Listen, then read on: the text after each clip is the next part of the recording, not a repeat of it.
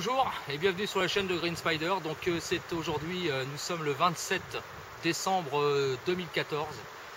Fort heureusement une belle journée ensoleillée malgré la présence de beaucoup de vent parce qu'on atteint des pointes à plus de 60 km/h en forêt. Donc il faut être quand même un petit peu vigilant pour éviter les quelques chutes de branches éventuellement qui peuvent arriver.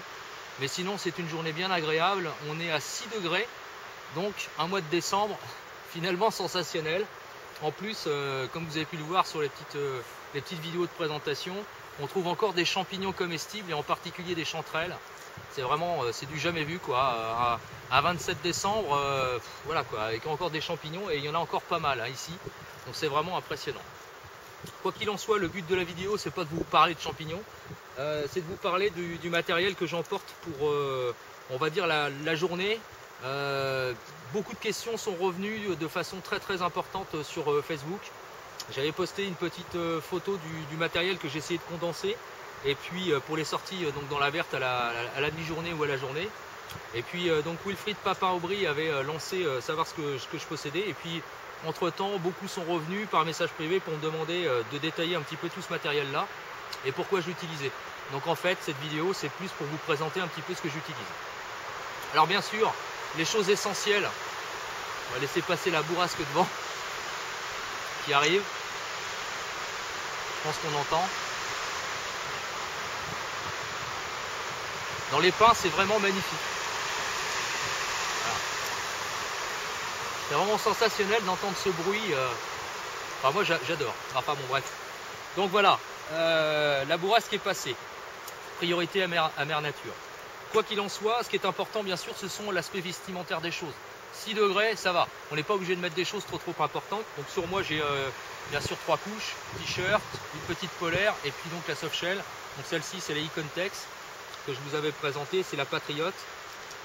Au top, sans aucun problème, modulable, confortable, grande liberté de mouvement. Seul problème, c'est que ça craint l'humidité. C'est-à-dire que bon, j'en avais parlé, c'est vraiment une polaire, c'est pas une soft shell. Au sens propre du terme, c'est-à-dire que c'est vraiment de la polaire, donc résultat, quand c'est humide, faire attention. Ce qui nécessite donc l'adjonction d'un poncho. Alors en l'occurrence celui-ci, c'est un poncho réglementaire de l'armée française. Donc c'est du stock que j'avais racheté à l'armée française il y a quelques années, donc il y a quelques modèles que j'ai. Alors pourquoi ça? Tout simplement parce que c'est très résistant. La deuxième option, c'est que aux extrémités, il y a des œillets ouverts. Donc ça permet éventuellement de tendre, de s'en servir comme élément de couverture de fortune au besoin. Même s'il y a la capuche, il suffit de la rabattre et ça protège, il n'y a aucun problème. Donc ça, et puis en plus il y a quand même une grande surface. En tout cas il y a de quoi pour une ou deux personnes de se protéger contre les intempéries. Et puis de façon individuelle bien entendu, puisqu'il suffit d'enfiler le poncho. Le seul inconvénient, c'est que c'est un peu lourd, on est à 1,3 kg. C'est quand même assez lourd parce que malgré tout c'est assez épais, donc c'est une toile qui est particulière, mais par contre c'est très résistant, sincèrement. Alors bien sûr il y a des boutons de pression, etc. Bon, c'est un aspect militaire, mais bon, j'avais eu pièces, je les avais touchées à 2,50 € et elles sont neuves, puisque celui-ci c'est un modèle de 91, voilà par exemple. Bien sûr sur soi, des vêtements, alors hormis la soft shell, moi j'utilise du jean, voilà. Ça peut être du pantalon cargo à multipoche, mais généralement c'est du jean. Alors celui-là il craint vraiment rien. Il y a même des aérations, vu que les températures sont clémentes, ça pose pas de problème. Le terrain est assez humide, donc j'ai opté pour une paire de bottes. Alors j'aime bien les bottes, à condition bien sûr qu'elles soient un peu techniques. Donc ça c'est de la marque Aigle. L'avantage de celles-ci, c'est qu'elles sont en caoutchouc vulcanisé, renforcées aux extrémités et aux talons avec une coque en fibre de carbone à l'intérieur. C'était les modèles Explorer qui sont plus produits aujourd'hui, très confortable, une semelle avec du Vibram à l'intérieur, donc c'était mais bon voilà, c'est assez cher, c'est vraiment hyper solide, doublé à l'intérieur bien sûr, avec en plus un élément en polaire qui est amovible, donc qui fait chaussette complète. Donc par grand froid on peut quand même les utiliser. Là je les ai pas mis, c'est pas nécessaire. Celles-ci, elles ont une dizaine d'années et comme on peut le voir, elles ont tout vu, les ronces, les cailloux, etc. Donc des bottes, on n'en parle pas souvent et finalement, ça permet de passer des petits cours d'eau sans problème. On est vraiment au sec, c'est très résistant et malgré tout, c'est confortable. Contrairement aux idées reçues, Il n'y a pas d'échauffement de pied, mais la contrepartie, c'est qu'il faut y mettre le prix. Puisqu'à l'époque, c'était une paire qui m'avait coûté plus de 130 €. Donc c'était quand même assez cher, mais franchement, on ne le regrette pas. La preuve en est, aujourd'hui, en 2014, elles sont toujours là et en parfait état. Donc voilà pour les chaussures. Sinon, une paire de gants, alors tout ce qu'il y a de plus basique, avec la norme anti-coupure pour celle-ci. Donc c'est des modèles basiques. Celle-ci, ça c'est des paires de gants de chez ProSure. Alors c'est assez léger, ça permet de se protéger, en tout cas des coups éventuellement avec un petit couteau ou un truc comme ça, mais bon, ça protégera pas non plus complètement des coupures avec une hachette ou un truc comme ça, donc il faut quand même être prudent. C'est plus pour se protéger les mains des petits risques de coupure et choses comme ça quand on manipule le bois ou les choses comme ça. Alors le sac, pour les sorties à la demi-journée ou à la journée, j'ai définitivement banni le sac de bretelles. J'ai opté pour le Wombat, donc j'en avais fait une revue du multicam, enfin c'était le Camogrom au niveau du coloris. Là c'est le Atax, donc en fait je me suis repris celui-ci. Donc c'est relativement compact, ça permet d'emmener tout un tas de choses quand même. C'est assez confortable même si c'est du monobretelle. Moi ça me pose pas de problème. Voilà, c'est beaucoup plus versatile, tout en gardant sur moi comme c'est un peu comme un Messenger ou une besace. Ça permet de faire une rotation et puis de pouvoir avoir accès par le dessus aux éléments, donc par exemple la hachette ou les choses comme ça, donc accès rapide, donc pour moi c'est intéressant. Bien sûr j'ai une couverture de survie au cas où, un bandana, des chaufferettes, voilà, tout ce qu'il y a de plus basique au cas où. Là j'ai Opinel numéro 12, donc c'est une scie qui fonctionne très bien, j'ai pas besoin de plus pour couper un peu de bois, pour faire un semblant d'abri, des choses comme ça, éventuellement allumer un feu plutôt que d'utiliser la hachette, se faire plus discret parce que quand on utilise une scie c'est quand même beaucoup plus discret qu'une hachette. Sur le devant on va retrouver la boussole, j'en ai toujours une sur moi, donc ça c'est une Silva, quelles que soient les conditions, partout où je vais j'ai toujours une boussole, histoire de se repérer au départ. De façon à être sûr de pouvoir revenir parce que j'utilise jamais les sentiers forestiers. Bien sûr une bouteille d'eau avec une bouteille d'algène avec de l'eau. Là c'est un élément, donc ça c'est une pochette Max P vertical pouch. À l'intérieur il y a tout le nécessaire à feu, donc je ne vais pas vous le détailler. Briquet, fire steel. J'essaie de privilégier de plus en plus les départs de feu, on va dire naturels. Donc en fait il y a de l'écorce de bouleau, voilà, il y a du coton tout simple, et puis un tube avec à l'intérieur de l'amadouvier. Voilà, l'amadou pardon. L'amadou, donc qui est la substance fibreuse extrait du champignon amadouvier. J'avais fait un dossier complet, depuis j'utilise pratiquement que ça pour les départs de feu. Donc attention, n'oublions pas, c'est un initiateur et non pas, ça produit pas des flammes bien entendu, c'est un initiateur. Ça c'est pour les conditions difficiles. Voilà, c'est ce que j'utilise. Un spool tool avec 30 mètres de paracorde, avec un briquet. Comme il y a une lame dessus, ça permet de tout couper en un seul tenant. Si on a besoin pour le tarp avec le pancho, c'est toujours utile. La hachette, donc ça c'est pardon, la X5. Donc je ne vais pas la présenter, hein, voilà, la Fiskars, elle était un petit peu customisée. Je l'ai gardée dans son étui d'origine. Alors ça marche très bien. Personnellement ça me suffit amplement, même pour abattre des sections d'environ 10 jusqu'à 10-12 cm de diamètre sans trop d'effort, ça me convient parfaitement. Donc c'est petit, versatile, ça permet également de pouvoir couper, racler, etc. Dragon indispensable. Alors contrairement, c'est pas pour faire un rappel de... Mais bon, une dragon, on met pas ça autour du poignet. Hein. J'en ai vu plusieurs faire ça, sincèrement. Ne le faites pas. Hein. Une dragon, ça s'utilise de la manière suivante, c'est comme pour un couteau. Hein. On met sa main à plat, on place la dragon à l'extrémité, on la règle de façon à pouvoir tenir la hachette comme ça. Si jamais elle nous échappe, elle part en arrière et on peut la récupérer. Voilà. Parce que si jamais vous l'avez autour du poignet, elle risque de tourner et de revenir vers vous éventuellement. Donc une hachette, c'est pas un couteau. Hein. Donc celle-ci, même si elle fait que, de souvenir, je crois 250 ou 300 grammes, c'est de l'acier avec un tranchant de 7 cm qui vous arrive dessus et ça fait très mal. Voilà. Et par ailleurs, la hauteur de la dragon est prévue pour aller au-dessus, comme ceci, de façon à placer ça dans l'étui et ça gêne pas. Voilà. c'est pour la sécurité. Voilà pour ça. Qu'est-ce que j'ai d'autre? Alors de ce côté-là, oui, alors j'ai une trousse bobologique. Pareil, donc Maxpedition, ça c'est toujours pareil, horizontal pouch, c'est tout petit, ça permet d'être, c'est super léger, il y a tout ce qu'il faut dedans, donc je ne vais pas détailler, c'est tout le nécessaire en cas de coupure, de petits bobos, etc., pansements, désinfectants, etc., etc. Sac poubelle, toujours avec moi. Deux lampes, la première c'est celle-ci, j'en reparlerai parce que c'est une lampe qui ne m'appartient pas.